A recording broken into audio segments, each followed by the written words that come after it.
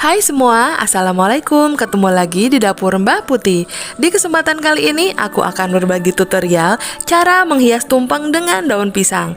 Tapi sebelum itu, buat yang baru bergabung jangan lupa subscribe dan aktifkan loncengnya dulu ya, untuk mendapatkan resep-resep terbaru dari Mbak Putih. Oke, langsung saja kita simak yuk cara membuatnya.